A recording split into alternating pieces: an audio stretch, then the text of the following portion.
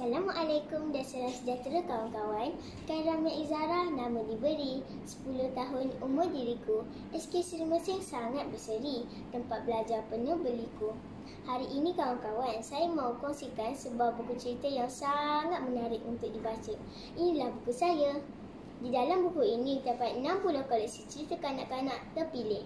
Sebelum bercerita lebih jauh, izinkan saya menerangkan latar belakang buku cerita ini. Buku cerita ini diterbitkan oleh Mind to Mind Sendirian Berhad. Buku ini juga ditulis oleh Hasizah Muhammad Karili pada tahun 1980. Muka depan buku ini dipenuhi dengan ilustrasi yang sangat menarik dan terus menimbulkan cinta pandang pertama. Harganya hanya RM18.90 sahaja dan boleh didapati di mana-mana kedai buku. Saya membelinya di kedai buku Haris, Johor Bahru. Kawan-kawan juga boleh membelinya secara dalam talian di Facebook Mind to Mind 1995. Di dalam buku ini terdapat 60 cerita kanak-kanak yang dibahagikan kepada 4 bahagian. Setiap bahagian mengandungi pecahan 15 buah cerita yang banyak memberi pengajaran kepada pembaca. Yang menarik perhatian saya ialah di akhir setiap bahagian akan disudahi dengan glosari. Kawan-kawan juga boleh rujuk glosari sekiranya terdapat perkataan yang tidak kita ketahui maksudnya. Setiap bab mengandungi 32 muka surat. Majlis Hari Lahir ialah cerita pilihan saya yang pertama. Hal ini kerana Johnny yang merupakan anak angkat kepada Encik Tan dan Puan Mona menganggap ibu bapanya tidak mengingati hari lahirnya.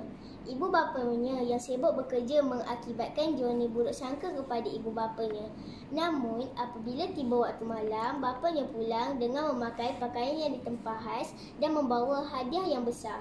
Jiran-jirannya juga datang untuk meraihkan majlis hari lahir Johnny.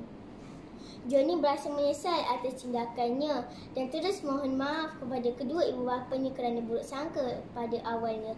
Pengajaran daripada cerita ini, kita tidak boleh buruk sangka kepada orang lain sehingga menanam perasaan benci.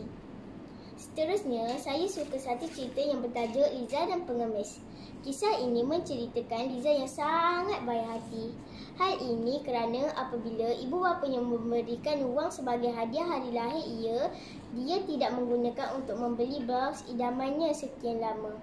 Malahan, Liza menggunakan wang tersebut untuk membeli makanan dan minuman, kemudian memberikan kepada seorang pengemis yang kelaparan. Kisah ini banyak memberikan pengajaran kepada kita, antaranya janganlah hendak sentiasa membantu orang yang dalam kesusahan, tidak kira muda atau tua. Selain itu, kita tidak boleh mementingkan diri untuk berbelanja mengikut kehendak kita walaupun ramai yang kelaparan di luar sana. Contoh boleh diambil di negara Palestin yang di mana mereka hidup dalam kesusahan dan kesengsaraan. Setiap hari kelaparan sehingga ada yang mati kebeluran. Jadi sebagai insan yang bertanggungjawab, kita hendaklah menghulurkan sedikit bantuan supaya sebanyak dapat mengukir senyuman kepada mereka. Nekat berubah pula adalah merupakan kisah yang terakhir menjadi kegemaran saya. Kisah ini diceritakan dalam bab yang terakhir. Ini mengisahkan seorang anak yang bernama Fahmi. Fahmi merupakan seorang anak yang merupakan petani berjaya. Fahmi seseorang anak yang sangat pemalas dan tidak pernah membantu ayahnya di kebun. Sehinggalah pada suatu hari ayahnya jatuh sakit dan meninggal dunia. Kebun buah-buahan yang ayahnya terbiar tidak terurus dan lama-kelamaan duit simpanan peninggalan ayahnya juga kehabisan. Fahmi jatuh miskin. Pada suatu hari ketika tidur di bawah sebatang pokok buah-buahan, dia bermimpi ayahnya datang dan mengajar cara menguruskan kebun dengan baik. Fahmi menyesal kerana tidak pernah membantu ayahnya menguruskan kebun tersebut. Akhirnya Fahmi menyesal dan nekat berubah sikap. Beliau mengusahakan kebun ayahnya sehingga berjaya dan mendatangkan hasil yang lumayan.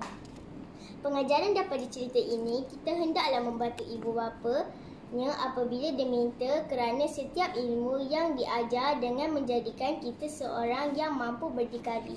Kita tidak mahu menjadi seperti pepatah, sesal dulu pendapatan, sesal kemudian tidak berguna.